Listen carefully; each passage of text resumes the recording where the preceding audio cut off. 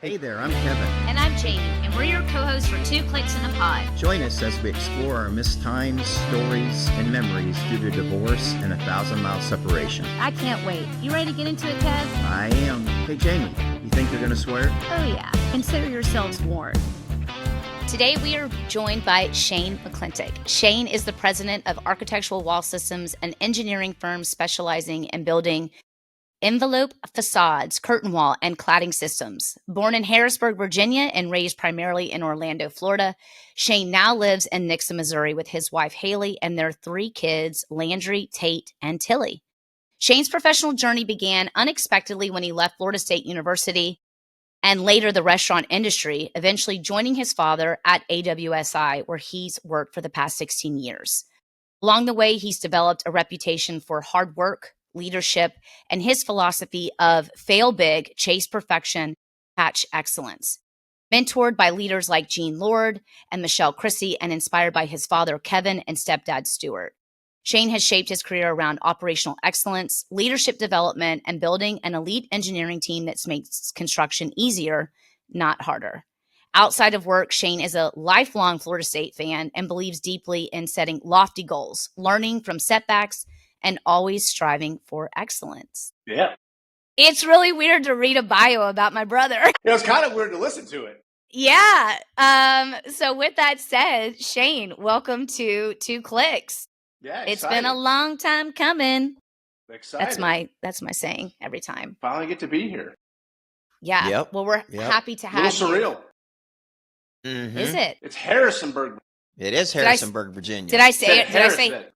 Oh, you know why? Because it's Harrisburg, Pennsylvania. I confuse those a lot.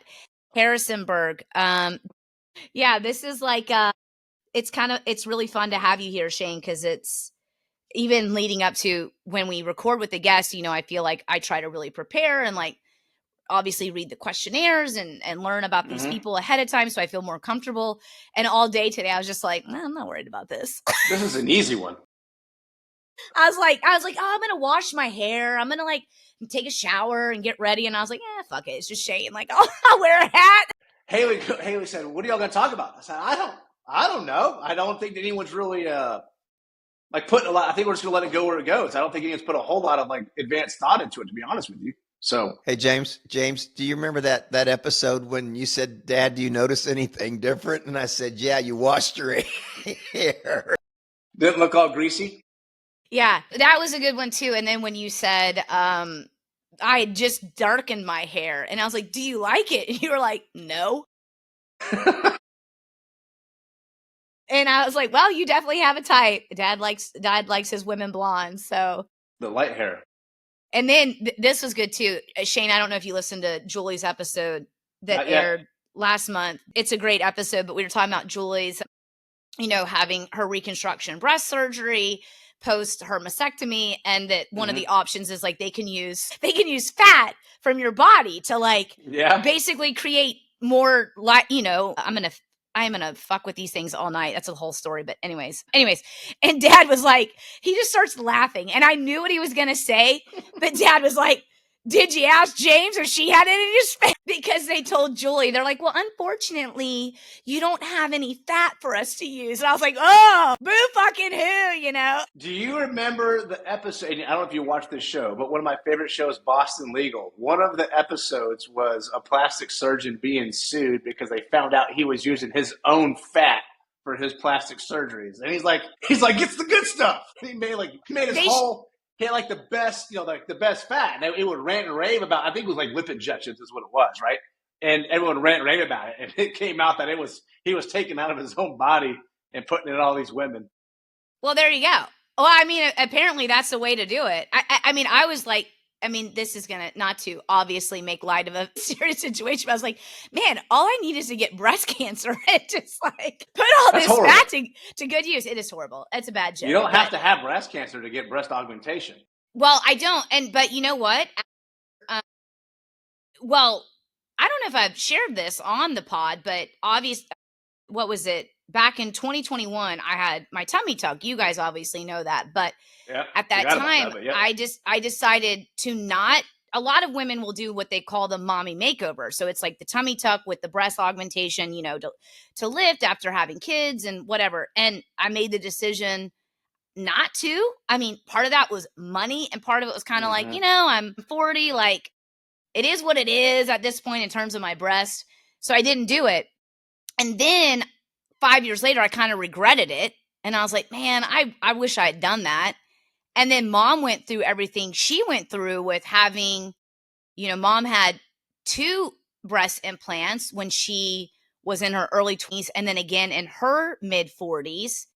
And the second round, just like the first, was starting to leak. So she had to get them removed. And it was like, well, you can either get another set of implants or we can like reconstruct with the tissue you have. And I was like, well, fuck, like I don't want to have to go through this twice, So, because I was actually kind of considering like, you know what, maybe I'll get a boob job. Like I kind of think I'd be okay with that. And now I'm like, no, I'm not messing with that. I'm over this conversation. This is not a conversation a brother and a son wants to have talking about his mom and his sister's breast. Well, trying to move on to something else. All right, well, we can move on, but that one ran its course. Well, it's true. It's true, Shane. Truth to subject. So, anywho, Yep. Well, anyways, I'll say it again. Thanks for being here. We're excited to have you. And to your point about, let's just freewheel this a bit. But there obviously, I think there's a story from your life that transitioned into you as the adult you are today that I think is really, it could resonate with a lot of people. And especially not that we have a ton of younger listeners, but if you are a parent, which we do have a lot of parents of children, kids going off to school, kids in school, we often, I always make this correlation when people talk about, oh, my kid's starting college and, but they don't know what they want to be yet. I'm like, well, why would they? They're 18, right? And I've often, after doing my own cycle of maybe doing things I could have done better in college, but not focusing more so on living my best life while in college, didn't put a whole lot of focus on education in terms of taking a skill out of college. My point of this is that I think you have a similar story and that we both went in kind of not, and maybe, I don't know, we've never really talked about this, but I went in with an idea of what I wanted to do. And by a lack of focus and drive, wasn't able to accomplish that. What we're going to talk a little about today with your story is kind of how a little bit similar. You went in and went off path a little bit, but had a very interesting journey to get you to where you are today, as we mentioned in your bio, now working for 16 years with Dad at the business that Dad started back in 1984. 86, sorry. Which we've shared a lot about that when we talked about Dad's journey and Dad's story, how he did that. So I'd love for you to just kind of share, if you wouldn't mind going back in time and share with me, because I really don't remember, like when you went away I just don't know that I knew, like when you went away to school, what did you want to do? But I do want you to start this with your move-in story at, you were in Devaney, right? What was it? Devaney Hall, and mom and dad, meaning mom and Kevo, dad, here, click one, joined you for move-in. So I want you to story about Dad. Let's go. I guess we'll go. The dorm rooms and helping you to get your dorm room set up, because it's one of my favorite stories. I guess we'll go all the way back to the beginning, right? So like any responsible 18-year-old kid, of course, I waited to the last second to get mom's Toyota Avalon packed up with all my stuff. That was like my job, right? Whatever you're taking, you've got to get it in there. So I remember packing the night before, getting it all in there, ready to go. Get to Tallahassee, 4.5-hour drive from Orlando. And anyone that's been to the Panhandle of Florida, you pull up, it's August, it's hot, it's humid, it's sticky. And even more so than Orlando. Like Tallahassee has a level of humidity that's just crazy. Yeah. You walk outside and you instantly feel like you've taken a shower. Like it's just so wet and thick. And then Devaney Hall was the first one to go off to college. I don't know if you remember this, right? All this stuff was coming in the mail and I was the guinea pig and just kind of took my sweet ass time picking out my dorms, right? Back then you kind of put your top 3 choices, remember? And I put mine down, but was in no hurry and just took it down to the post office and stuck it in the mail. And who knows how long it took to get there. And I think I requested like Bryan Hall, which was brand new at the time, which was right by where you ended up staying, I think, at Ginny Murphy, and then another new dorm. And then, of course, I didn't get that because I waited too long and didn't know that you had to overnight that crap back like the same day. Like the same day. Yeah. Like this, like fill it out, send it back. By the way, I appreciate all these things you learned because I had a very nice freshman year. So I get stuck into Vinny Hall. Well, it's like trying to check in on a Southwest Airlines flight 24 hours ahead of time. You can't get there. So nope. Yeah. So I'm stuck into Vinny, which is just an old, it is your prototypical dorm room. It is a 7-story building, 1 or 2 elevators for all of these kids. And when we show up, you can imagine, that's the other thing, maybe you can't. Guys like me show up with a Toyota Avalon full of shit. Girls got U-Haul trailers behind their parents' car, thinking that they're bringing olives into a 10-by-10 box for 2 people. And so you can imagine, like, the elevators were just nuts. Like, you're waiting, and I'm like, I'm not waiting. But I happen to be on the 7th floor. Like, you were on the top floor? The very top floor of this thing. It was a nice view. Mom, like, we're walking. Nice view. And so I just started hoofing stuff up the stairs. Of course, the stairs aren't climate controlled. You're just exposed to the elements, and it's hot. And so we just hoof it for 2 hours up and down those stairs. And it was moving all of my stuff in.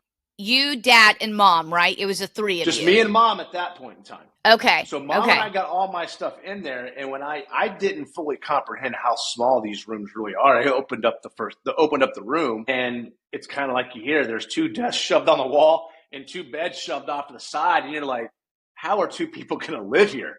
Like, you're about to get to know your roommate really, really, really well because you were. And you had a random roommate. You didn't know your roommate. Did not know Adam at the time. He was from Tampa. Ended up becoming good friends. I don't know how he got stuck in there. We may have talked about it. I don't remember. But he was in the honors program at Florida State, and most of those kids are in Landis Hall at the time. And Reynolds. Reynolds was the new honors dorm. It was too. Landis when I was there still. Okay. I could be wrong. It doesn't matter. So I don't know if he was. Maybe he was late. Maybe he was late. I think he was late making his decision to go to Florida State. Wait, wasn't he got accepted to Notre Dame, right? And I know that remember. I feel because he was a big Notre Dame fan because that was a big coincidence being that our family being lifelong Notre Dame fans. And I think he did get in there, but it was like, I don't think he could go, like financially. I don't think he could like a financial thing or something. Well, because I do think, like, not to speak for you, Adam, if you ever listen to this, but I think Florida State was on them and then some. Yeah. Brilliant kid. Now I think a partner in a law firm in Atlanta somewhere. But yeah. Was that room not at the very kind of on the one far end of? Was it not kind of a corner of the building? It was like you came out of those stairs, and it was right there on the right. Right there, like there at the hallway. Yep. Yeah. And then I can't remember the single that lived right next to us. Do you remember him? You saw him, the African American guy. But I mean, his room was so small. I mean, he could lay down in his bed and put his arms out like this and touch both walls. Yeah, he could touch both walls. He was in like a storage closet turned into a dorm room, probably. Yeah. And all right, so keep going. So Mom and you get all the stuff in there. We get it all in there. And we kind of realize, I don't know if it was quickly or not, the only way that we're going to fit, microwave, TV, you get your PlayStation, the important things. That's right. Is to get this crap off the floor and onto the wall. But the dorm being what it is, I mean, it was a concrete, it might as well have been a jail cell. It was a concrete box with like one window is what it was. Yeah. So I think, we go through the day, whatever. I wake up the next morning. That's time to register for classes, right? And I'm the freshman trying to register. At that time, remember, you're calling in on the phone and you're trying to register. And it's like, that class is full. You're like panicking, going down the catalog, trying to find a class to get into. And Dad comes in to hang all this stuff on the wall and tries to start drilling into the wall with a drill bit. And I don't remember. I think he's going through drill bits like nothing because he's trying to go. Oh, man, you couldn't penetrate it. I mean, even it just would not, go. Dad, you needed a hammer drill, like what you had to get when you came up here. Well, yeah, that was true. I didn't have that hammer drill back then. Didn't have that. We just had a drill. I don't even know where just had a regular drill. Little Black and Decker, I remember going down to Home Depot or Lowe's. We had to go back and get it. Yeah. You went and bought it and got some drill bits. And by the time Mom shows up, Dad's probably and we ended up having shelves like all around this room. And I think up high and down low, it came out really good. But he's in there, I mean, just dripping off of his face, running off his nose, just going after these walls for probably hours trying to get all this stuff hung up. So dad hung all the shelves though, right? He hung them all. Yeah, he got them all hung up. Yep. And then, obviously we got the stuff on there. He did the hard work. We did the easy work. I just remember that one of the things too being that dad was like, well, you got to have a good stereo. Like dad was all about making sure your stereo was set up and had that going because, back in the day. It was a good room. They ended up using our room. Like when the prospective freshmen came in, they ended up using our room as like a demo room. Why wouldn't you? They walked all the freshmen by there. Like this shithole can look like this. This is what your shithole can look like. Yeah. And it looked good because you can imagine other people trying to get all their stuff in there. It was all up off the floor, and we actually had some room to maneuver around a little bit. I mean, it was tight. 2 full-size beds, 2 dressers, 2 desks, and then everything on those shelves. Concrete box. It's wild. Like I don't know why, but I never visited you there. I never saw your dorm room. I don't know what that was all about, but I don't even know that I ever got up there to visit, but you didn't get an invite to the open house. I didn't. Like I don't. Who knows what I was doing, but I was not there. So I'm surprised you didn't see it once, like on Parents' Weekend or something. I don't know that I was there on Parents' Week. Like I'm really flashing back to this. This is very odd to me because I don't. Yeah, I don't know. That's very strange. But so freshman year, what was that like for you? It was. It was up. No, sorry. Pause. Did you know what you want? Like, did you know what you wanted to major in?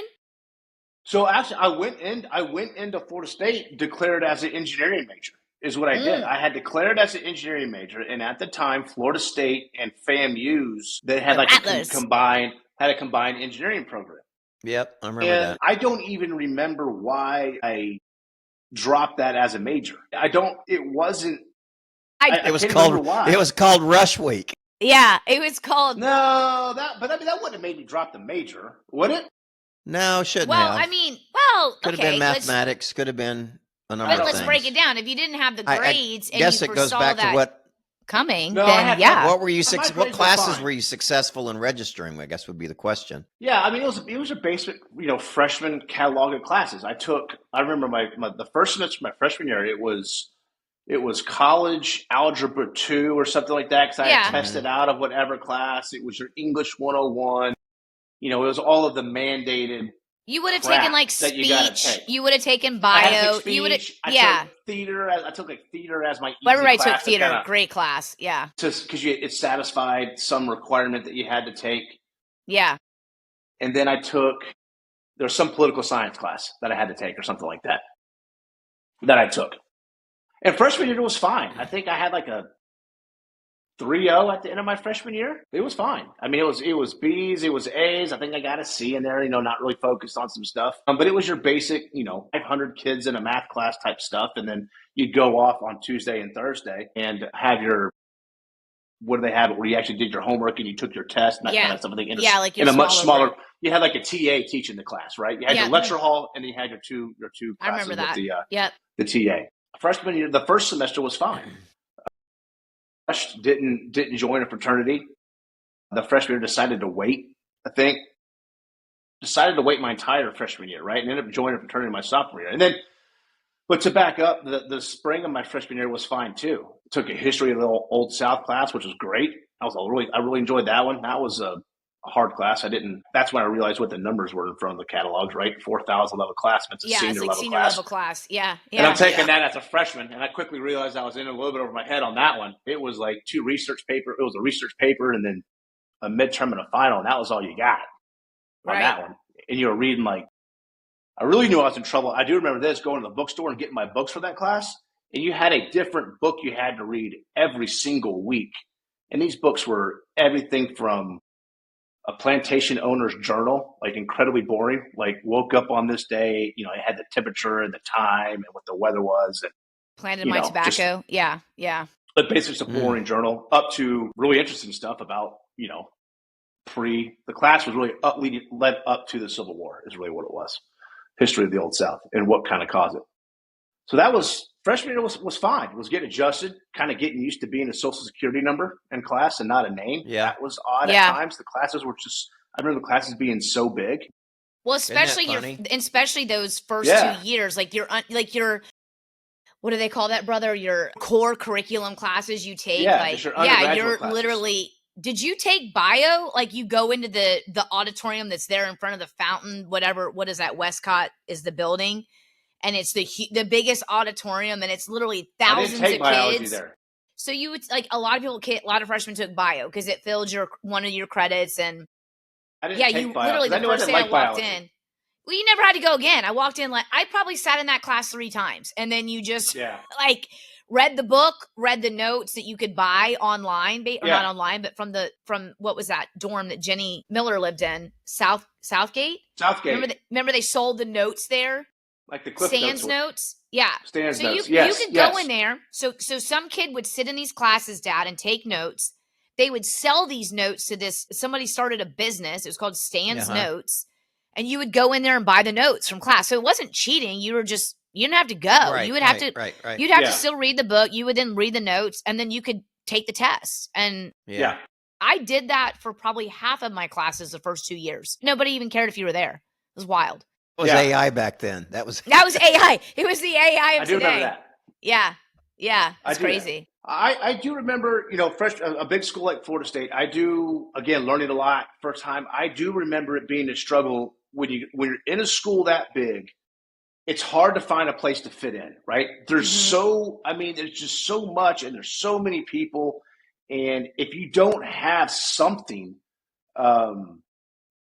I guess to make it easy, you can just find yourself wandering, and that's kind of how I felt my freshman year. Right? Adam and I made friends and made a couple other friends, but that's what eventually led me my sophomore year to join a fraternity, was just looking for some sort of group to be a part of. Yeah. In a massive college, it can be hard to just go in there on your own and find something like-minded, guys in my case, to be a part of and feel like you've got a group of friends. You have people. You did it with the Yeah. sorority, which you ended up not liking, and you left, but you still met your core friends that you hung out with all through college in your sorority. And a lot of the guys that in my dorm, they rushed and they joined, and so they were off doing all their stuff, and they were busy. And I do remember that being a struggle freshman year, just trying to find my home at my home, if you will.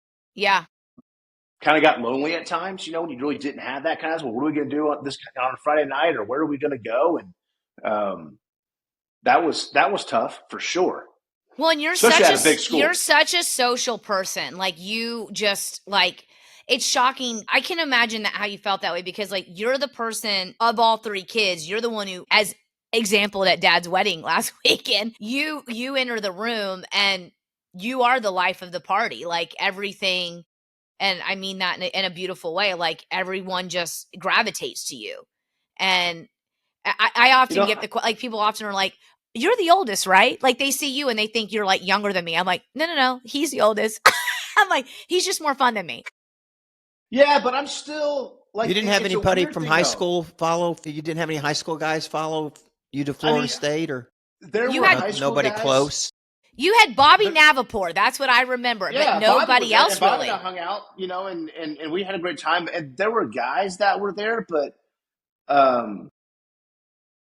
hindsight, and I've never even thought about this. A lot of them went up for summer school prior to that. I didn't. I stayed back, worked, saved money. My walking around money to have during school. Was fortunate enough, obviously, that you and Mom and everyone, they took care of college to start. But any spending money, I was on my own, so I got a job. And I don't know if that helped or hurt, but the guys that did go up there, who I wasn't good friends with, I knew them, they were acquaintances.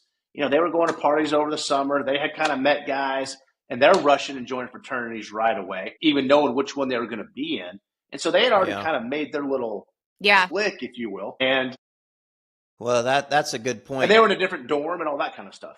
Yeah. And I did. I mean that's what I did. Yeah. Summer school is huge, I think, just in developing relationships, no doubt. Now Jamie did that up front. I did it on my last so-called rush, or last summer, but more friendships and more wide, varied group of friends, and the campus 100%. Obviously being not even a quarter full. I mean, it was just constant and what was in kind of the same classes too. Yeah, a lot of them all took the same classes on summer school. You did. So you took met all the incoming same stuff. freshmen, and I showed up, and it was just like, whoa! Like there's There's people everywhere. It was. Well, and what was I mean, cool it's a about big school. what was cool about doing summer school too, Shane, that you didn't get to your point is like, it wasn't about Rush. It was about all these people being new to this campus. Yeah. And everyone was like, yeah, we don't know shit. We don't know anybody. So most of the friends I made in summer school, none of them were from Winter Park. Like I met all these friends from Destin, Jacksonville. My whole crew that I ended up hanging out with all summer were all from Jacksonville. And I ended up through the next 4 years, we kind of like fell off. But if I saw them at a party, it was like, what's like, I stayed connected to those people. And it was, I forgot you didn't do summer school. So that's a huge difference. Yeah. Mm-hmm. All right. So you survived freshman year, you come home, you worked, you go in for sophomore year back at FSU. You now have your baby sister there with you. Yep. How great was that? Yeah, it was awesome. We shared a car. We shared a car, right? Yep. We shared a car. Was living off campus. You know, that you were was living at the Polo Club. You lived at the Polo Club. It was called the Players Club. But that's right. Polo Club is next door. You lived at the Players Club. That's right. And that was kind of the expectation at Forest Day, right? There weren't enough dorms for everybody. They really kind of expected, which not everybody, but I think it was the unwritten kind of rule was after freshman year, they expected most kids to go off campus because they needed the space. You could get a room, but they knew most kids did. Yeah, was living off campus, ended up did Rush, joined a fraternity. I think at that point I had dropped engineering as my major at some point during my freshman year. And when I did that, probably mistake one, and I don't remember what it was. It probably was I probably had a little bit of difficulty in a math class and just kind of babied out and said, I can't do this, hit my first real adversity for the most part in school. Had always, for the most part gotten good grades with a couple of hiccups, personal hiccups in high school, but whatever actually worked, I got good grades. Wasn't the smartest kid in the room. I had to work to get my A's in school. It wasn't not like a Travis Hayes or some of these other kids that can read something once and they can commit it to memory, but was always a good student. And when I dropped engineering, that's, immediately didn't have a path. And then I was really wondering, with a lot of distractions and a lot of well-intentioned people, but, at a big school like that and at any college, I don't care if it's small or big, if you're looking for something to do other than go to school, it's there. Mm-hmm. And you've got no one telling you to go home, and you got no one telling you to go to class. You're truly out on your own, and there's no one holding you accountable in the moment to do what you're supposed to do, because you, especially in your first 2 years, you're nothing more than 1791, the last four digits of your social. The classes are just too big, in all honesty. So I was just kind of wandering with no direction. And I don't know if Dad remembers this, but I mean, I went from being an engineering major, and it's like, well, it's computer science, and then bounced it, just bouncing from major to major to major with no direction, and was just lost. And grades started going to crap because didn't really know what I was, didn't have a purpose, didn't know why I was there, to your point. And I think that's probably a pretty common thing for people. If you don't go to school with an idea of what you want and have someone helping you, here's how you get where you need to go, you just start wandering, and that's bad. But that in and of itself, I think, is kind of my point. Like, it's kind of sad though, right? Because at 18, how many people really know what they want to do for the rest of their adult life? And some people do. Most don't. Some people feel that draw, they have that drive, that passion, and that's awesome. But to me, it's the system. It's like the system is not right. It's not that these kids are and to your point, I appreciate you. Like, hey, I had no focus. So in a world of no direction, I'll take whatever I can get, whatever day. Like, my direction was where am I going on a Thursday night or Tuesday right, night, right? Yeah, exactly. Had somewhere to be. Same. Right. Like, but I think it was about being there's happy. Like, there's I want to feel direction. Good. Direction, I think, is one part of the magic. The other part of the magic, again, is a little bit of which is hard to maintain for all of us that went away to college, is structure. I mean, if you don't have any, if you don't have any discipline and I think being out on your own for the first time, I mean, we all go through that. I went through it to where, like you say, nobody's holding you accountable to be in that class other than yourself. And 8 o'clock classes aren't very fun to be into. So that's a good point. But I think you think about what you grew up with prior to that time, and I'm sure there was a lot of structure, not just, you really didn't have the option not to go. And we all were that way. Yeah. And we all went because that's what we were.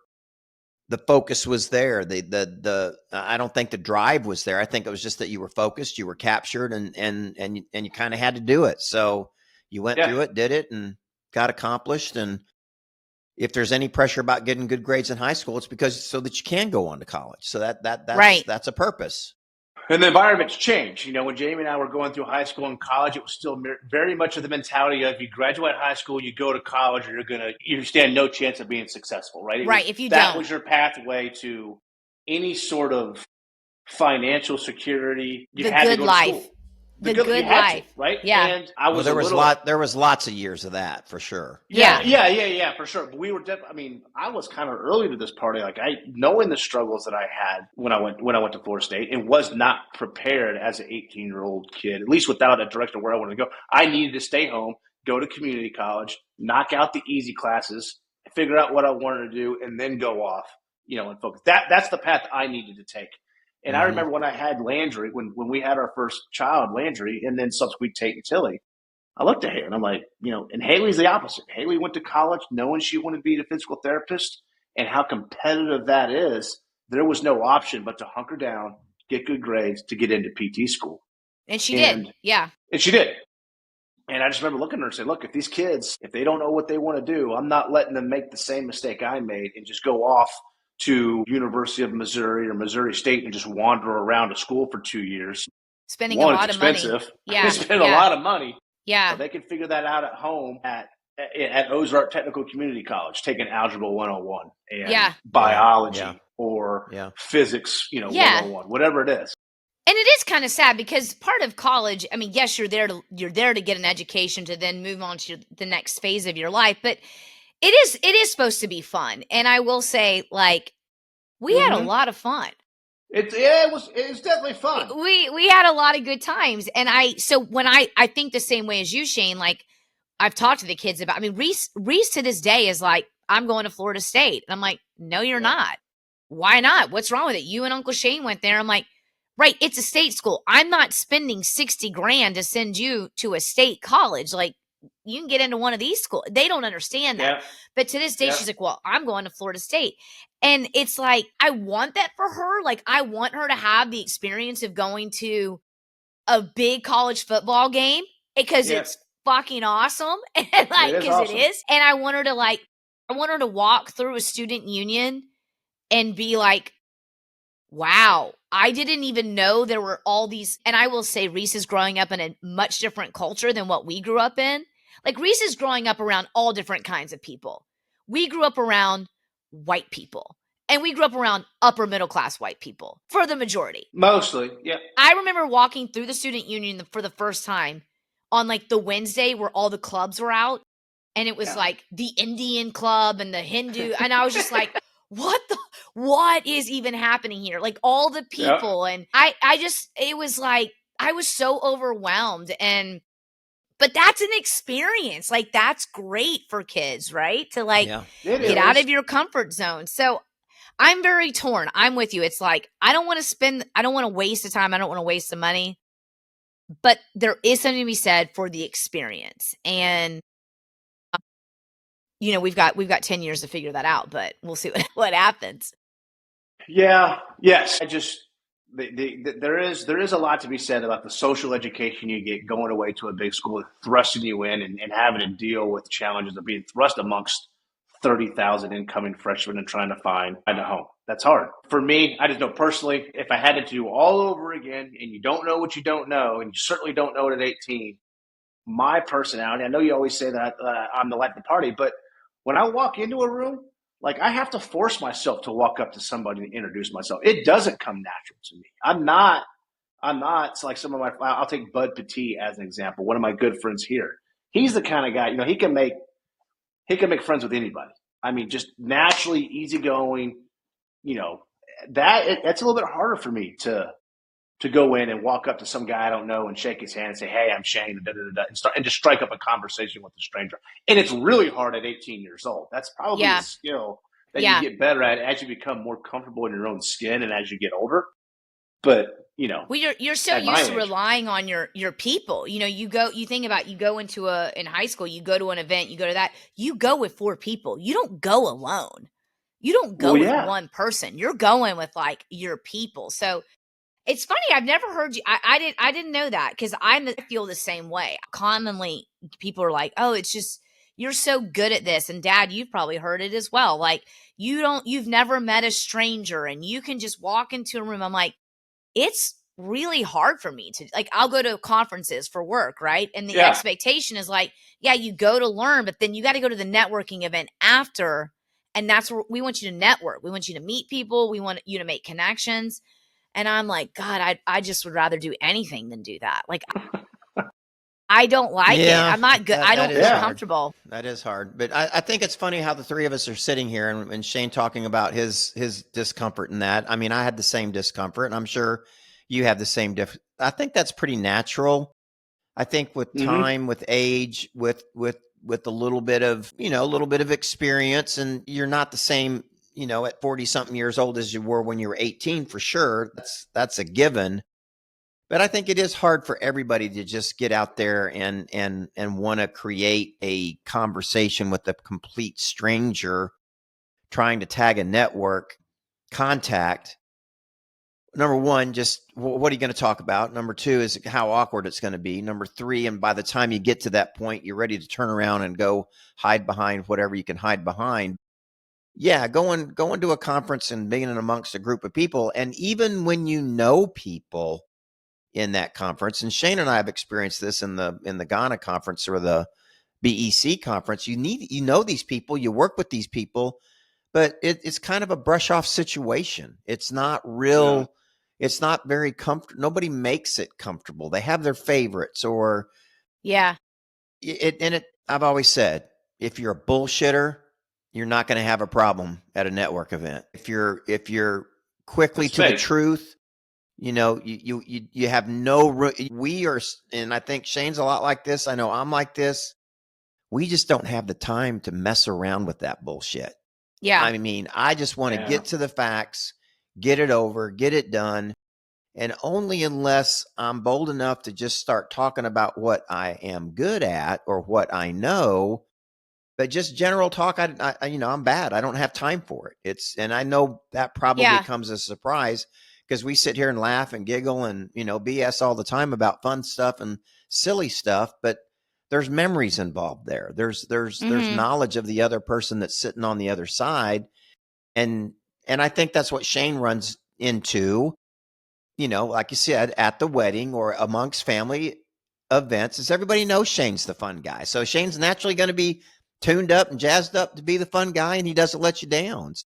Yeah. It's just like him stepping out, and it's not stepping outside his box, but winning the flip cup up there on the boat. I mean, who's going to win that competition? I put my money on Shane and ended up losing $20 when the girl stomped his ass on that side of the table. That wasn't my fault. And then Bryce couldn't do it. And then he goes on and he wins the whole deal. He was terrible. He was freaking rounding up the crew to play, and then I didn't even want to play. I got stuck on his team, and he's the first one to go. He was terrible.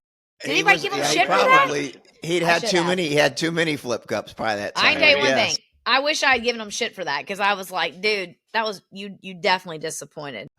I digress. I think he got really upset about it. So well, rightfully so. Well, it's kind of fun, because I mean, not fun, but I just didn't know that. I really appreciate hearing you say that, because I didn't realize you felt that way. I honest to God didn't, but I do think though that trait of ours, Dad, that you mentioned, that we don't bullshit. We're just, I think that's why this was funny at the wedding. Anne's Aunt Susan, I don't know why I thought that was so funny.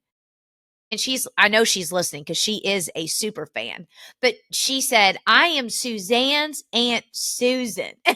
I just loved how she said that.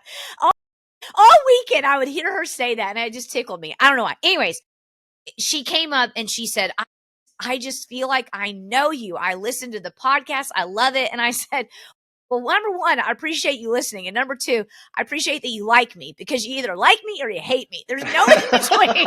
And she was like, no, I love you. I'm like, well, again, I appreciate that. I haven't pissed you off yet, but I do think that we are those people where, because of we don't bullshit. It's like, look, you get what you get and you don't get upset, or you do. Yeah. And if you do, then you just know, like, we're not your people. And I'm okay. It took me, I don't know about you, Shane, but it took me probably into my 30s where I just came to terms with that. And I was like, I just don't care. And I actually remember one time we were talking about somebody, and I was just, we had met a person, and I said, I was just like, I don't like that person. I told you, I was like, I don't like them. I don't get a good vibe. And you looked at me and you're like, God, you're so judgmental. You're such a bitch. And I said, I'm just telling you. And then, like, we fast forwarded like 2 or 3 months. And I remember you came to me and you're like, yeah, that guy's an asshole. I was like, I told you. But you're always like my barometer. You're like, just don't be a bitch. Like, just give him a chance. I'm like, all right. You gotta give a little bit. You're better at giving a little bit. I don't give a lot. I don't give a lot. I think you've discovered that Shane's always willing to give a little bit. He's not willing to give himself a little bit. He's harder on him. He takes all the pain out on himself rather than out on others. So he'll take one for the team when he doesn't really have to, only to make it a little bit softer on somebody else. And I think that's one thing that I find him in situations where, you know, on a daily basis, working with him and together, where I can just tell he's not comfortable. He's not comfortable in his own skin right now. He's just having a hard time dealing with it, and yet then he kind of masquerades through it and gets his bold and beautiful on and works through it. But he has a hard time. He has a hard time getting into that gate and then launching out when that gate opens on the other side and going around the track. It takes a little push a lot of times. And I think my point is same way with me. I mean, unless you have a way in, and this is kind of a stupid example, but the reason I was asking you about that Easton logo or the Easton sticks, I met this guy this afternoon next door over at Branson and Cherie's, and his last name was Easton. It was Brad Easton. And I said, oh my gosh, you must get tons of royalties from all those hockey sticks. And that's the first time I met the guy. Well, we talked the whole time, and this was a Bible study. I mean, did he even know hockey? He's like, I don't know what you're talking about. No, he didn't know hockey, but the guy next to him did. The guy next to him says, oh man, I'm a big hockey fan. And he goes, that was so random. And that was genius. Number one, let's talk hockey. So we ended up talking hockey for 10 minutes. That's not in the, that may be in the New Testament. It's definitely not in the Old Testament, Dad.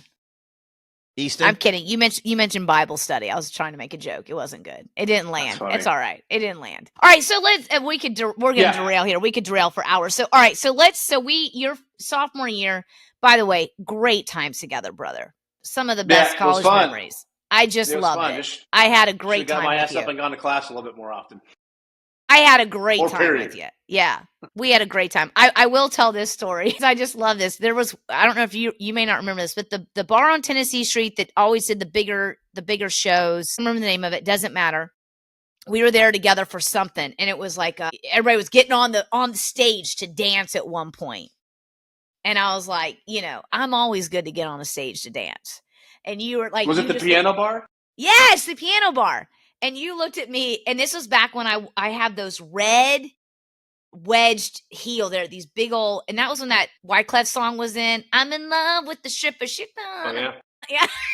It was in that era that you looked at me and you were like, get your ass up there. I was like, all right. And you threw me up on the stage to dance, and everyone was looking around. They're like, I'm like, that's my brother. And they're like, you're like throwing your little sister up stage to dance, and you're like, yeah, of course, and it was great. Those were that memory, like that image basically just was our existence in college together. Like we just amped each other up more than we probably needed. But anyways, had a great time with you. And then sophomore year, definitely fun.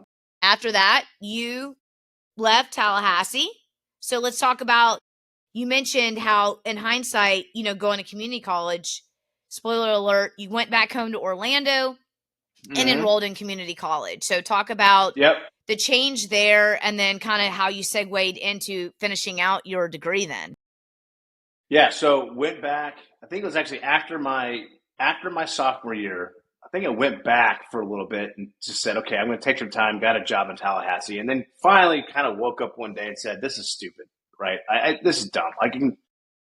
Why am I living in Tallahassee and working random jobs to pay rent? And am I going to be able to get back? Just same thing, just dumb, just being stupid. So yes, I went back home, moved back into the house, enrolled at Valencia Community College. But the kind of deal was, you can live here, that's fine, right? But you kind of got your bedroom, don't bother, in a nice way, don't bother us. You're not in high school, you got your room you can sleep in, that's fine. But you got to get, figure out what you got to do, because you're not getting any money. You got to get a job. What do you want to do? You figure it out type stuff. Ball's in your court. And so I went, and I think I called up. I had worked at Olive Garden the summer before to make cash, and called up Olive Garden and said, look, can I get my job back? Can I come wait tables? And they said, sure. So I went back and started waiting tables at Olive Garden to make money. And then enrolled myself in at Valencia, which was the community college there in Orlando, and just kind of went back to work, just doing the basic things, finishing my undergraduate basic studies, trying to figure out what I wanted to do. But the goal at that time was just get this your associates, get that crap out of the way. Just get it done, and we'll go from there.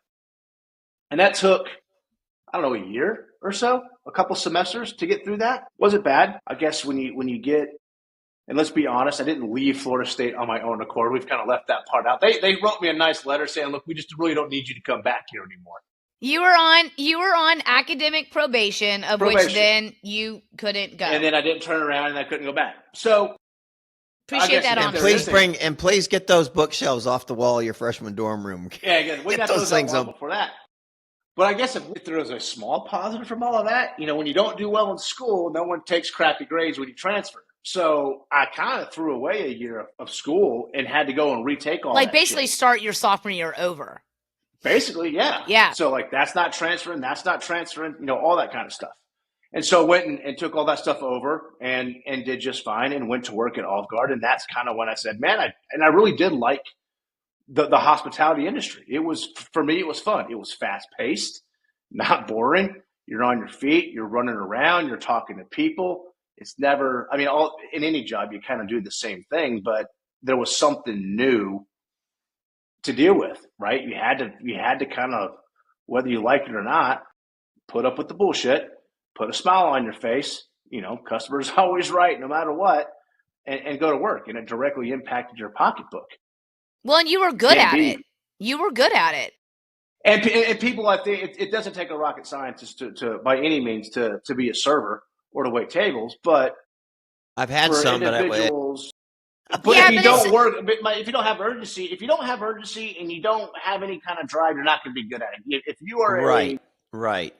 Well, so it does take a little bit of know-how. It does, and to have the charisma, people liked you, your tables liked you, which means they're going to tip you more. It wasn't just about bringing the water and serving the food. You established a relationship with your tables as part of their experience. You did. Well, yeah. And how many times do you see where your orders are wrong, or better yet, you said put a lemon in the water and it's not there, and just those things make big bank when it comes to a tip. Yeah. Well, if you do make a mistake, you can try to lie, and that's but it really kind of forces you. You kind of got to confront your problem, right? Because you can't hide from them. They're sitting there at the table. You kind of, hey, I messed up. Yeah. Sorry. And most people, they may be frustrated, but they'll appreciate the honesty. And as long as you just tell them what's going on, hey, it's not the end of the world. I'm just here to get a bite to eat. Don't lie to me. Don't tell me you put my order in, you didn't. Right. I forgot. It's your job. It's your job to balance yourself. And the kitchen's going to make mistakes. Therefore, you got to take the hit on that. And it's salesmanship right there. So yeah, you got to figure it out. And that's probably, like you say, it's a little bit of a challenge with each step you take and each turn you make, I can imagine. So, and when you do it well, you're rewarded well. That's another, the payback for the good is good. Yeah. You can make decent money doing that. And it made enough money to put gas in my car and pay for, because I, pay for Valencia. That was the thing. You're done with school, you cut off, right? We're not going to pay for you to go to school and get these crappy grades. So I was on my own to pay for Valencia, and that was fine, and made enough money to do that and give me the money I needed to get, and kind of just met people at the restaurant and did restaurant stuff and went to school and did that for, a year and a half until I got my AA figured out. And then it was like, all right, well, what's next? What am I going to do? Am I going to try to go back to Florida State? And I was like, well, I think I've kind of learned my lesson there. And the deal was, I think I remember asking Dad or asking Mom, hey, look, are you guys going to, start picking back up the tab when I go back to school? I'm like, no, you haven't. Community college is one thing. I think the deal was you get your GPA to a certain point and we'll open back up the money that we had put aside to help you get back to school. But we're not just giving it to you now because we've been down this road and we don't trust you. And why would they? So that's when I did some research and found, so I had to keep working because I had to keep paying for my school. Yeah. And that's when I found the Hamilton Holt School at Rollins, right? Mm-hmm. So it was more geared toward professionals who were going back to school to get their degree or a new degree or whatever that had an 8-to-5 job. And so I enrolled at the Hamilton Holt School, and all of my classes were at night. And at this time I had left the Olive Garden and was working at Sam Steed's Tavern, a different restaurant. Making more and was money. Kind of making more money, a little bit nicer of a restaurant, a little more upscale type thing, kind of like a Houston's type vibe. Yeah. And had, served there, and was just kind of working my way around the restaurant and learning all the spots. And I think by the time that I got there, I was even like kind of assistant managing a couple of nights. But they were flexible. Like, hey, I got school, and all restaurants were, right? The good thing was I went to school at night, 2 days a week, maybe 3. I don't really remember. It doesn't matter. But I was there from like 5 until 9 o'clock at night, taking 2 or 3 classes a night. And all of my classmates were, most of them were older, 8-to-5 type people working a job in their 30s or 40s going back to school. Mm-hmm. Yeah. So found a degree that seemed interesting to me. It was called business communication, which was kind of cool. You took interpersonal communication, cross gender communication, cross cultural communication. It was really with a minor in business administration. It was a business degree, but it was really focused on how to communicate with people and different types of people and why people communicate the way that they do. So it was kind of interesting. It was something different. It piqued my interest. So that and Rollins is a very small private school, very small. Yes, and very small. And so in a liberal arts college, so that is typical. Like you don't see your typical business with a minor in economics. Like the degrees aren't. I don't know. They're more liberal arts degrees, like a business communication, rather than just being like a business degree, right? Like there's always this element where it makes it more of like that liberal arts twist. Well, like the main school had international business. You couldn't, so they kind of forced you. Not only did you have to take business, but then you had to learn Spanish or all French the languages, or something. Right. You had to go learn languages with it too. Again, that's the liberal arts piece. It's like it's never just gonna. Yeah. Exactly. That's cool though. Yeah. So, I did that and worked there and ended up getting, got good grades the whole time I was there. That's like kind of the first time when I really had to learn how to juggle working, going to school, getting homework done, learned a lot about time management. I wasn't free to do whatever I wanted to do in terms of go where I want to go. Like, no, I had to go to school. I had a job I had to be at. And it forced me to kind of start. That's when I kind of started, okay, I got to plan this crap out a little bit, right? I can't wait to the last second to do everything because I don't have time. I'm working tomorrow night on the day that I don't have school until 1 in the morning, when the restaurant closes. And then I can wake up and and I may have to work the lunch shift the next day, and I got to be at school at 5 o'clock. So there's no time. If I don't get this done now, it's not getting done. And so really that was the first real instance where I had to kind of had to grow up is what it forced me to do. Well, in all honesty. And it also puts you in a position going back, like you mentioned earlier, like there was no structure when you went to Florida State. It was like nobody cared if you went to school. Nobody cared if you did your homework. Like you were back in a thing where I don't say nobody cared, but like you had to establish structure in order to survive. True. And on But your at own dollar, Rollins- because you're like, well, now and I'm on my own paying for dollar. it. Right. Yeah. It's mine. Yeah. And at Rollins, the classes were small enough. If you're not there, They care. I mean, it wouldn't be uncommon to get a phone call from your team. Where were you today? You weren't in class. You Yeah. know? And it was a lot of group work, and you got people counting on you. You know, if you're not going to be there to pull your weight on a particular whatever you're doing that day, you're going to hear about it. Yeah. So it was different. You were no longer a number. It was Shane. You were Shane McClintick in class. I went from a class of hundreds to a class of 20. Yeah. I mean, the classes could be smaller than our classes at Winter Park High School. Right. Depending on what you were taking. And especially in the environment I was in at the night school, it was even so. Smaller. Yeah. Yeah. So you graduate from cool. there, and then you were still so ingrained in the hospitality workforce, though. Like, when you left, did you like, you mentioned you were already doing like an assistant manager gig with Sam Sneed's. I remember that. Great restaurant, by the way. Mm-hmm. Love that place. When you graduated, were you like, all right, I'm going to go into hospitality. Like, this is where I'm going to take my career. I feel like it was, because you had some, I know they wanted you, right? Like, they wanted you to stay. So Sam wanted me to stay. I had decided I was going to pursue this restaurant management, and went online. And I don't know how I thought about it. I think I was sitting at the house one night, just kind of looking up restaurants. Had thought back, okay, well, I know Olive Garden's a big company, and I also knew that I wanted to move away. I wanted to leave Florida, right? Just let's get out, let's go do something different. And you were in Texas at the time, and Dad was obviously there, and that was kind of easy. I can go to Texas and not have to be completely on my own, but still be somewhere different. And so I went and said, all right, I'm going to go apply at Darden Restaurants, which at the time owned Olive Garden, Red Lobster, Smoky Bones, Bahama Breeze, big, massive corporation that owned a bunch of different chains. And it's like, I'm just going to see what happens. And I remember applying and telling them that I wanted to relocate to Texas when I put my name in. And so went through all of the steps. I mean, it was a phone interview, and then you had to go into an in-person, and then had to go and take a test. And then you had to go in and do an in-person interview. And then I had to fly out to Texas on my own dime, which is another, when you tell someone you want to work in a different state, it's on you to get out there, right? And to figure it out. They're not it's not like they came to me and said, we want you to move to Texas. Right. So all of that was on my own dime.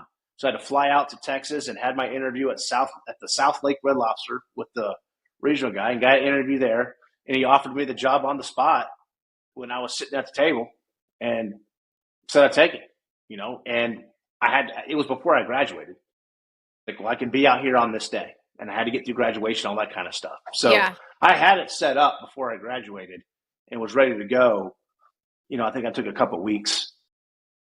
And they had to get some things ironed out too. They're so big. I think there were 2 or 3 of us going through the training program at the same time. So kind of had to coordinate all that. Yeah. Mm-hmm. But got it, and knew I wanted something. Sam Sneed's was great, but wanted something. I think I wanted a little bit more of the comfort of the corporate world at that time. It was bigger. It was more. I wasn't as worried about. Yeah. Sam Sneed kind of thought I'd be. It was obviously very grateful for what they gave me. I learned a lot, but just wanted something with more opportunity for sure. And I knew that Darden Restaurants, which ended up going to work for Red Lobster, that was there for me. That there was a clear path to grow in that industry. And they were very laid out and mapped out on how you get from step A to step B, C, D. It was very clear. There was you always knew what you needed to do. Yeah. Yeah. Well, and when you moved in, we were roommates again. And I mean, I guess let's just kind of fast forward here. I mean, you did that for a year or 2, right? And it's not that it was bad, but from my perspective, what was hard, it was like, that is a hard life. Restaurant management, and I'll be quiet here in a minute and let you talk, but it's a very hard life. I mean, I remember you and I just trying to find any time to get to do things together. And often that would be, a random Saturday that you didn't have to go in for lunch. It's like, all right, well, let's grab lunch together today, or breakfast. Yep. But it was so, I remember being so excited to have you out in Texas with us. And on top of that, we were roommates, and I never saw you. I mean, I don't think people realize this, that people who work in a restaurant, are it is a different world. You like live Yeah. in a different world, because when you guys are done with work, the rest of us are all going to bed, and you guys are like, let's go. Like, now we're off. We want to go out. We want to go decompress, go have some fun. So it was just, from my perspective, it's a very hard life to sustain Yeah. if you want to have relationships out of that world. Oh, for sure. Yeah, it's not conducive. And let's although I had learned lessons, I was still at this time what, a mid 20s age kid. I was still 25, wanting to do 25-year-old things, and Yeah. that's not that's not a healthy lifestyle, to say the least. You're right. You're going to work when y'all were not working, like you and dad, like spending time at the lake. Like, I never got to be at the lake, and I was fine with it. That's what I had chosen, right? It was, but everyone probably understands this. Your busiest time, Friday night, Saturday night, Sunday lunch. Those are your biggest nights, and so you're at that restaurant Friday night, Saturday night, Sunday lunch, with rare exceptions. And when you are done working that night, it's 11, 12, Yeah. sometimes 1 o'clock in the morning. And you're right, you do go decompress and have a drink somewhere. You're not getting home until 2:30, 3 o'clock. You're sound asleep. And you're waking up and you're doing it all over again the next day. So you can kind of get into this just really unhealthy lifestyle and vicious cycle of go to work, go have drinks, go to sleep, wake up at noon, get ready for work. You got to be there at 3. Just rinse and repeat. Yeah. Yeah, it's just it's kind of the same thing. If you don't have any purpose in your life, like a family, then it can just lead to bad decisions in terms of just what you're doing with your free time. And it Yeah. was, it's not healthy at all. Right. You think about that. That's just like shift work. You're Yep. working late afternoon through, regardless of getting paid for that, but you're working through midnight. And anybody that has done that, and I think it's funny when you think about the hospitality positions like that, you can tell it's hard on them all. I mean, they've Mhm. all sure. they're always dragging around. They're always dragging around. They're at work early. They're getting home late. I mean, it's hard. No different than some. I remember Suzanne Matthew, him working at Walmart. Working through the night with the rearranging of the rack systems, and I mean that is a tough life, because Mhm. you work, you come home, you sleep, you wake, you go back to work, you come home, you sleep. You don't have any time for yourself unless you're really disciplined enough to make time, get some Yeah. quality Yeah. time. And even Garter Ray having to do night shift work at Flying, it was the same way. You just don't have any time during the day to have any quality time with relationships, or quality Right. time with your peeps, or Yeah, it's constant work. Yeah. for sure. And I don't know, when you think about it, it's even in a daytime, up early, and I know myself, up early at work, at the end of the day, have dinner, relax a little bit, you get up early, you're at work. It's kind of the same way, but you're operating on the same time clock as everybody else. But The rest of most the of the world. people in your life are on that clock. Whereas with Yeah. Shane, Right. nobody else well, to say he didn't care. He cared about his friends from work. I know that, but like his For sure. family, nobody else But was on yeah, that. I mean, I remember like coming home him on a Monday night and him being like, come on, let's go out. And I was like, brother, Yeah. I can't go out tonight. Like, Yeah. I gotta Mhm. work tomorrow. And he would call me like being out with restaurant people. Come meet us. We're out. Everybody Mhm. wants to see you. And I'm like, dude, it's 10 o'clock on a freaking Monday. Like, Yeah. I'm going to bed, Yeah. man. And the days I did go, I paid for it the next day. I'm like Yeah. rolling into Yeah. work hungover. But yeah, so I guess what was kind of the final straw for you? You leave hospitality, you did a short stint. It was like your way to get out of hospitality into some of corporate America, back into recruiting. But what was that final Monday through straw Friday. where Yeah. you were just like, I can't do this anymore? In hospitality. Yeah. Yeah. Yeah. So I mean, it's kind of. Let me tell you how I got hired. Like, here was the stipulations when you got hired, and that does lead into it. They made you an offer, and like I said, they were very transparent about everything. You worked 5 days a week, 10-hour days, 50 hours a week. That was your work week. And and you got 1 week of vacation a year. And I kind of laugh. Like if I presented that to anybody trying to come to work for us right now, I'm out. No way. Nobody would do it. Yeah. That was the minimum. And that 50-hour week, realistically, to get everything you needed to get done was more like a 60-hour week or a 55-hour week, right? And some weeks it was more. So that's where I kind of learned, you really learn you're part of a team. Someone takes vacation. Now you're short-staffed. Restaurant still has to open and close. Your responsibilities have to get done. So does the other restaurant manager that's there. That's got to get done. And so you've got to help get it, right? It's not, well, I'm not going to do my stuff today because I got to do theirs. No, they both get done. And so you just quite often find yourselves working a lot more. Well, there was a lot of unwritten rules when I took the job too, right? They would, once every 6 weeks or 8 weeks, whatever, they'd kind of stagger your days off where they'd give you like a Sunday, Monday, Tuesday, Wednesday type thing. Now you paid for it. You may not get a day off for 10 days going into that. Yeah, but you got it. You got an extra half week. Yeah.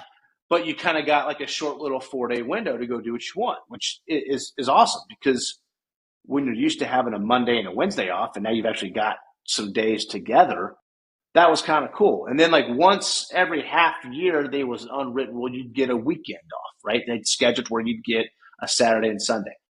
So that's how it started. And like anything else, as times get tough and money gets tight and they're asking for more and this guy's getting fired and can you work this? I got tired of spending Friday, Saturday, Sunday working 65, 70, 80 hours a week and I just got impatient. I think I wanted to have more stuff outside of work.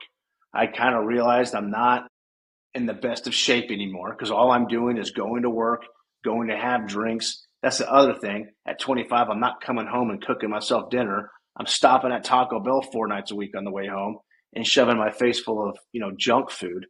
It just wasn't, I was like, I kind of had enough. And I didn't see the path was there for it to get better, but it just felt so far away. I was like, I got to do something to get myself out of this cycle. And the only way I knew at that time was to get out of the industry. And so I was willing to take anything that got me into an 8 to 5 gig to where I could have what felt like a more normal life. Yeah. If that makes sense, right? Yeah. Yeah. Mm-hmm. Was tired of spending all of my time in a bar after work. It was tired. I was just kind of growing up and getting over that. And I was like, I want out. I want out. And I think what really broke the camel's back was, if you remember, we were supposed to go. I remember. It was a Florida State, Virginia Tech game and was supposed to go. And they came in and they fired someone like 3 days before. And they said, does anyone have vacation? I said, I do. I'm supposed to go to Virginia like in 2 days. And like, you got to cancel it. And I was like, that was it. I was like, no, I'm done. Like, I'm not. And I bailed on that trip. Yep. And I didn't quit then, but subconsciously, that's what really did it. That's what got me looking to say, okay, I got to get out of here. I'm done. You're telling me I can't go to something that was planned and paid for, and they just didn't care. They're like, sorry, cancel it or don't. Yeah. And you can be fired too. We ended up losing that game. That's okay. It was cold as shit, but we would have loved to have you there. But that's what did it. And then that's when I went into, that's when I took that sales gig in going into recruiting. Yeah. And was recruiting medical professionals. Yeah. For a group called V Platinum Consulting. I remember V Platinum. That's right. Well, and for the sake of time, I am going to fast forward here. So you did that for a while, and then Dad approaches you about coming to work at AWS. Yeah. And I want to spend, if we can, just kind of the rest of our time here because, you've been there 16 years. I worked for Dad for one summer and realized, and I think Dad felt the same. I'm like, I can't work for Dad. I don't know that Dad wanted me to work for him, but we did that, and you've been there for 16 years. So I guess, you started out in operations. Obviously, you mentioned you went to school, business degree. You knew business practices. You knew you'd managed restaurants. So you knew these things. I mean, there was applicable skills. What you aren't is an engineer, and Dad is an engineer. You guys provide engineering services. So you joined to run the business side of AWS. 16 years later, good decision, bad decision? Great decision. I mean, I'm still here. I think if it was a bad decision, I would have been gone, right? Yeah. And I think, Yeah. the first time that I would have been gone, and I almost was gone, is when Haley and I moved back to Missouri, And I don't think if it was a good decision that would have stayed. I Yeah. mean, even being here, it's weird. I do like what I do. I'm in this. We're all remote now, and I'm in my home office as you are, but I'm here a lot, which tells me that I like what I do. I don't Yeah. do it just because I have to. Um, What is it like though, like for both of you? I'm going to hear from dad's perspective too. It's a unique dynamic. This is your dad, this is your child, and you guys are in positions of Shane is now president, right? Title is president. mhm. Is that your current title, right? Dad, Yep. CEO, and founder. What's that like working with I'll ask you, Dad, with your son, where, I'm sure there's times that are challenges, frustrating. How does that dynamic play out? Well, I think today, I don't think there's not that there's not challenges, but I don't feel challenges with, you know, the job that he's doing.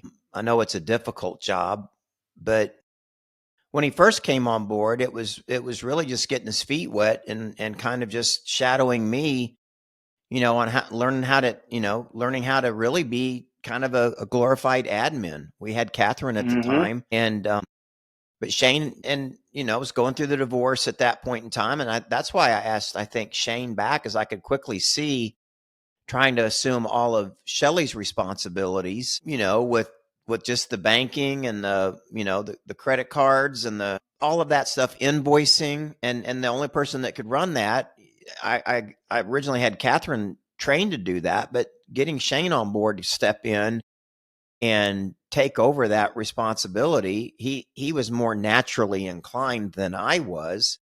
I learned a lot in that short period of time. I don't know whether it was 6 months or 8 months, but in having to deal and run all of that, it kind of gave me a little bit of inspiration to see, what was involved there and how much there Mm-hmm. was involved there. And Shane's the one that made the recommendation about buying back time. You buy back time, and that's a good point. I bought back a lot of time by getting Shane on and offering him a job and letting him learn and grow through the responsibilities. And much like you did at your company, he's kind of a one-stop shop when it comes to admin, to running business, to handling the business, to doing the banking, HR, all aspects of that.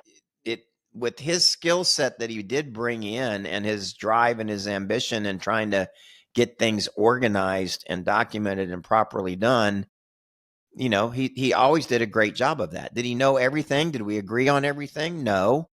And I can't say that I don't know that we ever got totally just pissed off and mad. I'm sure he did. And Shane's good, to bite his lip and not bring forward that conflict, unlike me and you. He's a But lot like his mom. yeah, he's just like his mom. But yeah, he's although he's not an engineer, and that's one thing that I would say that I always felt, kind of like he said, being shy and not really going out and being able to have a conversation with somebody. He's had to grow through that. He's Mhm. had to try to, and I think he could have, if there's one thing that I think he was totally fearful of, which he didn't need to be, if he remembers, and I know he does, in high school, I had him doing C-beams, at a computer, running those things during his high school days when he was at the house on the summers. So he naturally, and I'm a firm believer that I can teach anybody to do anything. And I'm probably not the best teacher, but I can demonstrate and try to show a templated way to get it accomplished. And Shane's magic is he's just his efficiency in getting it done. Yeah. So and he naturally grew into, wanting to do more, handling more. We went out and found Gene Lord through Eric Kauser, who was, Eric's CPA, and we learned Gene at a very young age. And I said, can you just kind of watch over Shane and teach him the ropes of managing this services business? And Gene was a service business in himself, being a CPA. Mm-hmm. So he's had that relationship for probably most, if not almost all, of the 16 years that we've had him in that position. Yeah. I So mean, probably it's been 15 of it at least. Yeah. yeah, and And then it's like Shane says, he's got to, you always have to be constantly learning. And so that was, I think we went through a number of business coaches when Shane was first on board. And I know Shane's not real, doesn't like having to change coaches, but Gene's still there. Michelle's always been instrumental on our EOS integrator. Shane's still consults with her, talks to her. We still see her on a routine, quarterly basis. So I feel like I did a really good job putting him amongst, mentors where I couldn't mentor him. And Yeah. and through that we both learned and have grown together just in business practices. And I think it's funny when Shane first came on board and us discovering, ownership thinking and just him seeing me. I knew he got to the point of me picking up a book and starting to read it because we'd have a new direction to take it. And he just recently recommended Buyback Time, or You're here. that, You haven't left, Shane. Martell's book. And I I mean, know. it's a golden Bible. I mean, it's awesome. So Yeah. Sorry about that. So, we haven't done things perfect. We've had good results. We've experienced success in 17 through 19, and it's been kind of a shit show up and down ever since 2020, but we've survived, and at this point in time have enough trust and respect for him and his doing his job to say I'm kind of tired just looking over your shoulder. It's time to, which we started, going on, this will be the second year of him being in the president's role, running the operation, 5% owner of the company, and the future of the company and the legacy of that moving forward in his hands. So Yeah. And I think that's really, really special. I mean, this is something, Dad, you built, it's 1986, you started AWS. Now Shane's in this. It's a pretty cool story. And y'all are in the process of what is that future, right? I mean, you guys are working to, obviously, Dad, no offense, but you're of retirement age and looking to kind of, right? Looking to shut it down a bit. So what is next for AWS? What is this transitional period you guys are working through? What do you see as that future for the two of you and the business? Well, the idea is trying to buy them out is what we want to do. But there's, obviously there's things that we need to get taken care of from a company standpoint to make that happen. And so, our AWSI specifically, since COVID, as Dad said, it's been a bit of a roller coaster. We've had good years, we've had bad years sprinkled in there. I mean, I think like many small businesses. I mean, yeah, and a lot of that was a lot of our clients, were on the coast, and not to blame anything, but COVID shook our world up, and it never really. There's a little bit of a recovery there, but it never really recovered, in my opinion. A lot of our work historically was commercial office buildings, and no one's building office buildings anymore. Yeah. We got to get some stuff taken care of, but the idea is to transition and to buy him out, and he's ready, and there's a plan in place, and it's just planning our work and working our plan and do what we can do to make sure that happens sometime between now and 2027. I think is kind of the target date, right? Is right. Get through this year, get through next year, June of 27, hopefully Dad's able to walk away and do what he wants to do. And the attention to keep AWSI going, to keep the bit. Yeah. I mean, I've been here for 16. Yeah. I want to be here for another 20. I'm 45, turning 46 in December. And, I don't think I'm going to retire at 65. I'm very much of the mindset. I've always had the mindset, if you're capable and able to work much as Dad have, what else am I going to do up until a certain point? But I've got no ideas of grandeur of retiring at 55 like Dad had at one point in time. Do you remember that? His goal was always retire at 55. Oh, so is Chris's. Chris is like, I want to retire at 55. I'm like, well, dude, you're like 7 years away and it ain't happening. But I got another 20 years to go, right? And I hear you.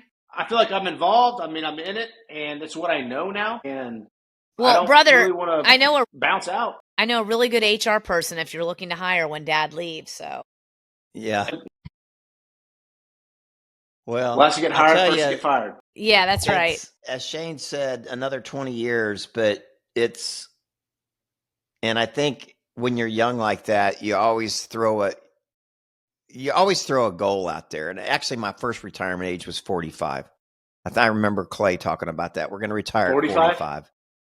And I said, if I'd retired at 45, I don't know what I'd be doing today. I probably wouldn't be alive, number one. But number two, at 55, same thing. It's a goal, you know. Yeah. 2027 is a goal. I feel we'll get there. I don't have any doubt about that. I do feel, as Shane said, just with the economic and the economy has done still very well. I mean, our portfolios of retirement funds has done very, very well. You know, and we're making money, letting money sit where it needs to be sitting and managing that. But like Shane said, it's a little difficult when you have, you know, $1.2 million just drop out of the sky and not come to you that year when you had it signed up and sold.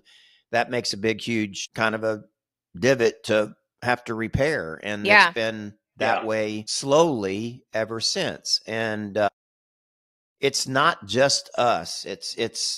And we can't just blame it on the West Coast. Everybody throughout the country is struggling to make the money that we made, you know, 5-6 years ago.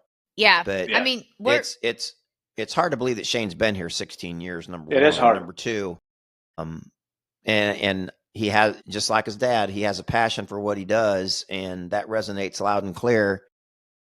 And as long as that passion is there, it's kind of hard to leave. And I just finished Dan Martell's book, Buyback Time, just yesterday on my walk. And I mean, he said, why would I want to retire? I mean, I've got it situated to where all I have to do is show up and get my stuff done and everything. You know, I love the way he kind of plans out the calendar for the next year and where he's got to be and what he's wanting to get done and what his quarterly, you know, meetings are and when he's going to make the month-long jaunt, stepping into each office that he needs to be into and having a home administrator, an office administrator. I mean, he focuses his time on the right things, which is making successful deals. And Shane does the same things.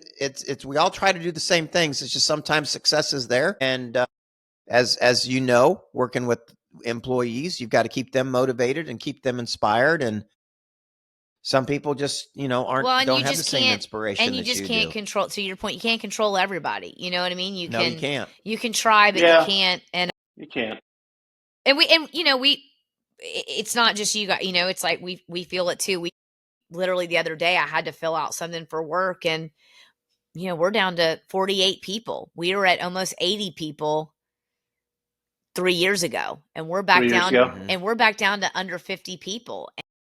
Yeah. But a lot of that too is that work has changed. It's not even that our revenue has gone down.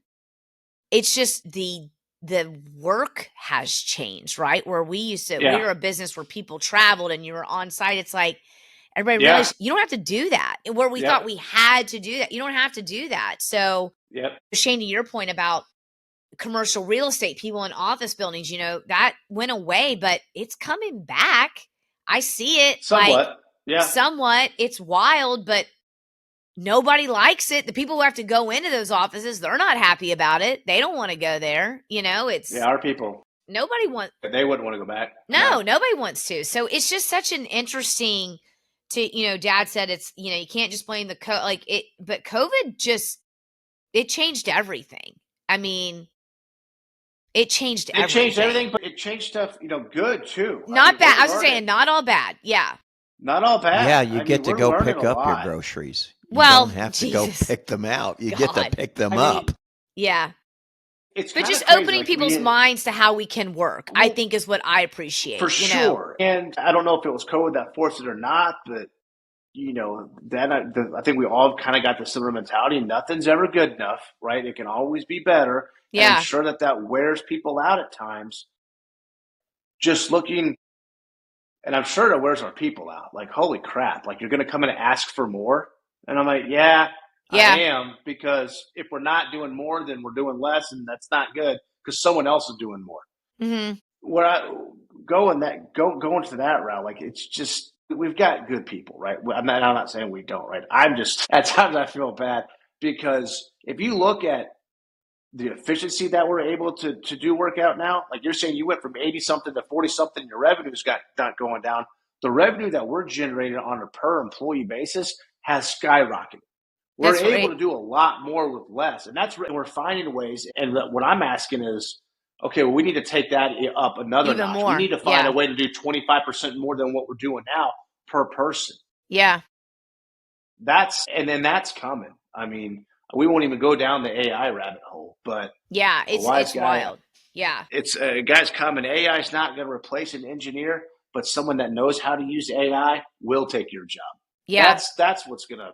They're not gonna lose. Or an engineer that knows how to use AI will be a better engineer, right? Well, that's my we'll point, take right? Yeah, it's wild. It may be one day, but nowhere in the near future are you No. going to be able to just throw it in there and it spit out. It doesn't have that capability yet. But someone that knows how to leverage that to make them do their work that much faster And be more efficient. Yeah. Well, Yeah. it's kind of 1995 again when we had our first, serious desktops. I mean, it's when Microsoft Windows came out. I mean, we were running DOS programs and just kind of coding things every day to do something, and then all of a sudden you have applications coming out, and you open up a box and it's ready to go. So it's that. Yeah. It's your first cell phone. I mean, Right. it's that age. That age of This technology. is something new. It's pretty cool, Yeah. right? And I think you need to push yourself, knowing what's possible using any and all technology. You need to push yourself to reach for something that's beyond what you probably can really get to. Because I've always had that mentality. If I strive for 110% of something, then I'm probably going to get close to 100, right? Mhm. Whereas if you just strive for 100, you're going to get 90. Right. So whatever you want to do in life, if you want to lose 25 pounds, I'm setting out to lose 40 pounds because it's going to keep me motivated until I get to 25. Mm-hmm. And I think that can be tough for certain individuals to kind of constantly be hearing that, more and more and more and more and more, or that's not possible. That's not possible. And I'm like, Dad, he thinks he can train anybody. I think that we can do anything. It's just a matter of are you willing to work hard enough to get it done. Yeah. But I take that in everything. Yeah, but you lead by example, to your point. If you're leading your people to that charge, to that mission, but you're living your life to that charge, to that mission, that's infectious. People see that. You guys talking about Dan Martell. I've listened to Dan Martell's book and I appreciate it. I'm like, to me, he's like a Daryl Trewick. You listen to him and you're like, he's one of these people that you're like, God, I just want to be in his world because he's so fucking encouraging and motivating. And like, those are special people, right? Like that's why Dan Martell is who he is. And I'm not saying we can't strive to be like him, but do I think everybody is that?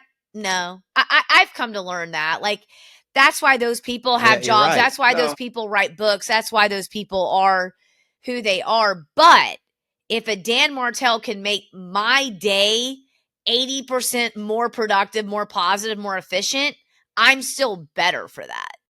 For sure. Well, and yeah. So and I the think fact that you even, that's a cool thing, The fact that you even entertain that shows you that you're different than most. Right. I mean, most people don't even think about it. They're worried about getting home and doing what. And again, there's nothing wrong with that. And that's okay too. We all right. like to chill, but I mean, a lot of us, and sometimes I think people think that we're selfish because we are so concerned about being better than what we were today, to be better than what we could be, in order to do something different tomorrow. And I mean, that's what successful people do. That's the fact. I mean, if you're not worried about that, or if you're not going to make that happen, then that's not how I want to wake up in the morning. I'm just not I'm not wired that way. And I'm sorry that you aren't as well, but I mean, it'd be nice to at least, inspire you to, and I've always, that's been one of probably through my entire 40 years of doing this and working with people,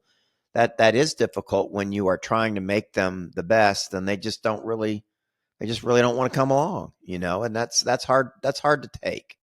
That's kind of like a team finishing third every time. I mean, who wants to do that? It's just not, but some people just aren't driven the same way, and that's fine. That's we okay. all can't be. Well, it's a we all grind. can't be the I same. think It's a grind. I think a lot of people are they're looking for the magic bean, right? That's going to take something from 5 and turn it into 50. And And that's not how you said it the other day. That's not how it goes. It's 1% every day. It's the yeah, Right. consistency. It's the small incremental changes and improvements over time, a little bit every single day. Then you turn around like, holy crap, we've done something here. Mm-hmm. It's or what not. Dad and I talk about a lot too is, and I agree with you, it is about putting in maybe, but it's also just what I've learned in life is it's about consistency. Yeah. Yeah, It's it's all about, to consistency. your point, you want to achieve, you want to lose 20 pounds, or forget that, you want to go back to school and pay your own way to get your degree. It's anything, but my new goal in life is to just live a life of consistency. I'm consistent in finishing a book that motivates me once a month, right? While I read my garbage books too, I'm consistent in trying to be active every day. I'm consistent in working with Dad on this podcast. Like, my whole Hmm. mantra right now it isn't even about like my success. It's like, just be consistent in the things that It's huge. matter, which in my mind, I attribute that if I can do that, I will see success in at least one of those four things, right? For sure. Yeah. For sure. Well, if nothing else, you feel good about Or you achieving feel something. good about yourself. Like, to your point, like at the end of the day, this is funny. So I told this to Reese the other day because she had like something with school, and she's a preteen. Everything's very social for her right now. It's Hmm. all about the social life. And she said something. I said, I said, be very clear. I am not going to allow you to go down the path that I went down. And she's like, well, what do you mean that? I let my social life, I let a good Tuesday night, a good Thursday night take over what would be achieving a goal that I had for myself. I let that go away because my life became all about my social interaction, my friends, being a part of that next party. And I said, Reese, none of that shit matters. None of it Yeah. matters at the end of the day, because there's always going to be a party and there's always going to be a friend, but you're never going to get back the chances to dedicate yourself to what's important to you. So just remember that, like, right now you have these goals. So stay true to those goals. And not that mom or dad, dads did anything wrong, but like, nobody held me to, like, you said you wanted to be the next Katie Couric. What are you doing with your life? Like, you're too busy being at Potbelly's on Tuesdays and Thursdays nights. Like, Katie Couric's not at Yeah. Potbelly's. You know what I mean? Like, nobody held my toes to that fire to say, you Yeah. had these dreams, these goals, and what are you doing? And I already see it at 12 years old, like how easy that is to let that take over your life. And I told her, my philosophy with my kids is I live a very open, honest dialogue with my children. Like, my children know I partied. My children know I've done drugs. My children know all of this stuff because I want them to learn from what I've done. Like, take me as an example. I'm not saying what I did Hmm. was cool. I'm saying I lived this life and I can explain to you, I can show you. I have examples of, like, don't do it like I did it. And it's sad to me at 12, I'm already seeing that in her Yeah. outlook.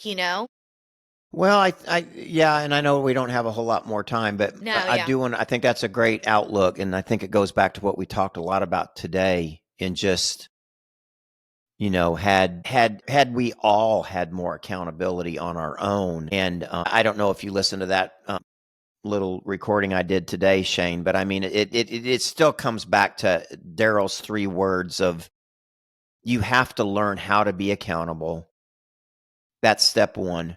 Number 2, responsibility backs that up. If you can't be Hmm. responsible for being accountable, then you're lost. And number Hmm. 3, which really anchors anyone in life today, is a respect for what you're up against, a respect for who's trying to get you there, drag you there, carry you there, or better yet, yourself want to be there. If you don't have respect for those that are around you, and as Shane brought forward in his restaurant career of if they didn't show, I was having to do both jobs. Mm-hmm. And that happens for each one of us each and every day, that there's always something else that can be done, should be done, because somebody else isn't doing it. And that's, and usually it's a lack of respect that creates that, of somebody calling in and missing work because they didn't want to be there, or not making a goal because they found it was difficult and hard and didn't work hard enough, as we've all done, not doing turning in a paper, doing a little bit at a time, instead of trying to do it all at once. Mm-hmm. But as our common book friend once says, and says it often, and this is the golden formula: do something once today, do it 10 times tomorrow, and 100 times the day after. That factor of a 0. And you'll learn to do one thing that you didn't do yesterday, and then you start mapping things out. Then you'll realize, there's some tools here that I can actually, I can find that little helper that comes along and makes it 10. And somehow it's not that you can do 100 the next or the third day after that, but something happens to where, again, like Shane said, a percentage point, just a percentage point, or 1%. a percentage point. Yeah, Or 1%. I just need one more at bat, one more at bat, and one more goal. That drives up success. And but not everybody's wired that way. Not. And I'm trying to teach Landry and Tate now. Tilly's obviously still too young, but I'm really pushing them both hard to not be scared. Tate's really into sports, as you both know right now. And Landry's our performer, right? And so it's a little bit harder for me to find those anecdotes for her being the singer and the dancer, but I can with the tumbling, right? And with Tate, it's super easy, like, to find it, because sports is so much about competition and failure. That's what I keep telling Tate is, we're in football season. I'm like, dude, don't be scared to fail. You're going to. But you can't show up each and every day. And if that's what you're worried about, and it's the same thing in baseball.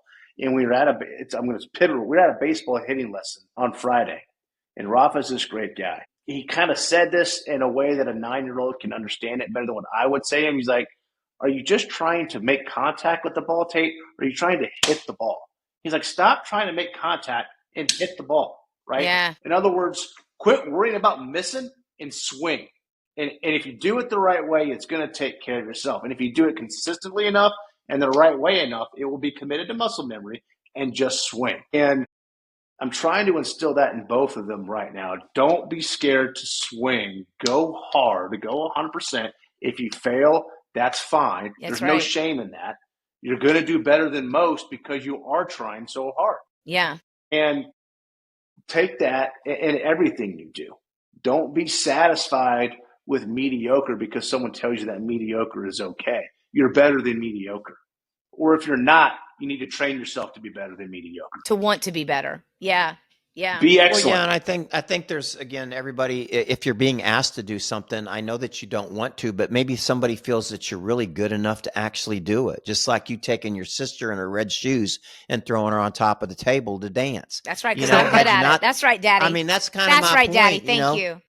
I'm a good dancer. Tate, you're never going to be able to get a girl out on the dance floor unless you ask her to dance. And I mean, I struggled with that question for 3 and 4 years in my high school. I said, well, why is it so damn hard to ask? Just ask.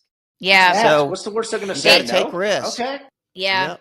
It's all about confidence. And failures, I mean, you learn so many things by not doing things or not being successful. And everybody will tell you that. The biggest lessons learned are from the failures, not from the success. That's right. Was it Brady that said that? He said, it's not the winners are the ones who fail and get up and keep going, right? And it's so true. It's and that's, I mean, it's like Shane's telling Tate, like, everything. It's like, hey man, you can't be afraid to fail. I said the same thing to Parker this morning. He had his 6 a.m. lesson, and it was not his day. I mean, he was tired. I saw it. He's beating himself up. He's hitting his stick on the ice. He's shaking his head. I'm like watching him implode on himself.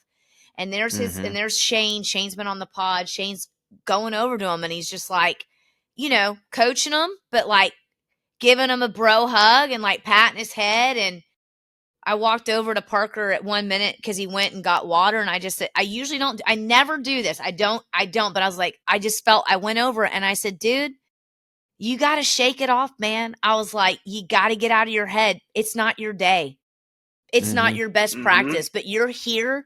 You got up at 5 o'clock in the freaking morning as a 9-year-old to do this. Like, that's a win. You're here. Shake it off. And one of his coaches tells him, he's like, Parker, it's like taking a poop. You take it and you flush it and then you walk away. That's right. He's like, Right. that bad day, he's like, it's like a poop. You flush the toilet and you leave. And I was like, what does Rocco tell you? He goes, I got to flush the poop. I said, flush the poop and get your ass back out there for the last 10 minutes. It's okay. It's okay to miss the net. It's all right. But that's like, you know, we talk about kids sports on this a lot, and it's just, it's a beautiful thing what's happening in kids sports. I do think it is. I really do. But it's hard. These kids are under a lot of pressure. So it's like, dude, when he goes out to a game now, I pat his helmet. I say, play hard, play with confidence, and have some fun. That's the 3 things I say. That's it. And then I pat him on the head, and that's it. It's funny you said the thing about the poop, because we were doing I was putting through some kids leadership thing at night, trying to build his confidence up because he was really down on himself in baseball season at one point in time. Yeah.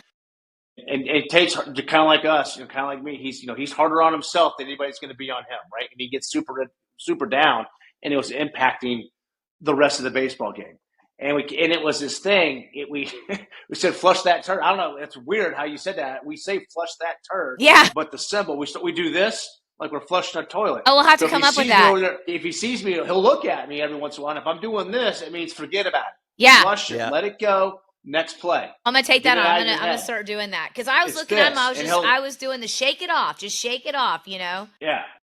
Well, the guy who it's funny. The guy who says that, Shane, he played in Missouri. That was his junior league. That was his team he played for, the Kansas City Mustangs, I think is what they were. Anywho, well, it goes back. You know, one of Shane's favorite, and he has it in his notes today. I noticed, but he does use that saying, "Fail big." Fail big. Yeah. At least try something and fail big. You're going to learn more than not trying, for sure. Yep. Well, that's the McClintick House motto. Right. If we're going to fail, we're going to do it big. Fail big. Yeah. Well, on that, I'm going to wrap it up. But this was, man, brother, we could talk for hours. So thank you for being here. This is fun. Yeah, it was fun. Dad, did you have a good time? Yeah, had a blast. He doesn't even know what you're talking about. He's like, what? By the way, I did happen to notice your new jewelry. We're post wedding, so you got your wedding ring on. Is it blue? Yeah, it's blue. I like it. Right. I got a whole package of different ones. Of course you do. Is it silicone? Yeah, it comes in a package of 9 colors, so I can match my. I can match them up. Match your outfit. Yeah, I should have my white one on because I got a white shirt on. Yeah, so you failed. Epic fail. White one, gray ones, black ones, blue ones. Got a kind of a paisley one. I'm camo. I mean, it's all kind of. Don't wear that. Do not ever wear the camo one, please. God. Well, I'll have to wear it with your heather gray hat, the 2 clicks hat. You never have to wear that. Ever. Dad, you don't hunt. You can't wear camo if you don't hunt. You just can't. I've got an army green ring. I wear it when I drive my Jeep. I've got it laying there in the Jeep. That's I'll just change it out. Yeah. All right. Well, on that note, brother, thank you. Right. It's all good. Yeah. All good. It was fun. Let's wrap it up. Love you guys. Love you you too. Love you. Right for bed. Yeah. Shut her down. You guys say what you always say, brother. Peace and hair grease. Peace and hair grease. That's right. Peace and hair grease. Thank you for tuning in today. With so many podcasts out there, we are grateful you chose to spend your time with us. And we'd love to hear from you. So send us your questions, comments, and feedback to info@twoclicksinapod.com, and we might feature your message in a future episode. Also, don't forget to follow us on social and head over to our YouTube channel where you can watch the full episode live and in living color. You can find us at 2 Clicks in a Pod. That's 2, as in the number, clicks in a pod. Well, James, until next time, love you. Love you too, Daddy.